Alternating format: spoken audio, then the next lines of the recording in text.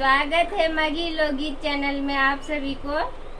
और सुंदर सुंदर विवाह गीत सुनिए और सब्सक्राइब भी कीजिए, लाइक कीजिए।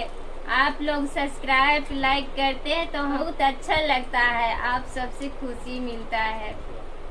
तातल तातल पूड़िया समाधि भरुआ खाएगे मैं लगल झाड़ा झड़िया आहर बादा उड़ल जाएगे मैं लगल झाड़ा झड़िया आहर बादा उड़ल जाएगे मैं।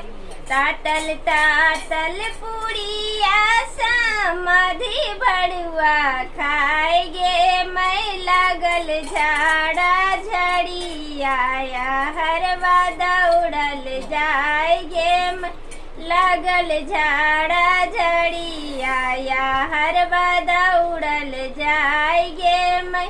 नेंगाड़ा बगुलावा का लटके मुहमा देखेगे मैं सोझा का बगुलावा उलट के मुहमा देखेगे मैं।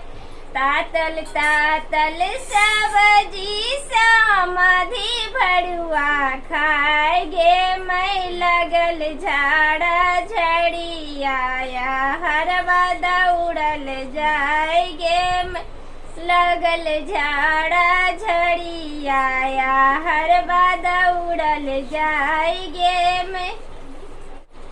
नेंगाड़ा बगुलावा उलट के मुहमा देखेगे मैं सोझा का बगुलावा का लट के मुहमा देखेगे मैं।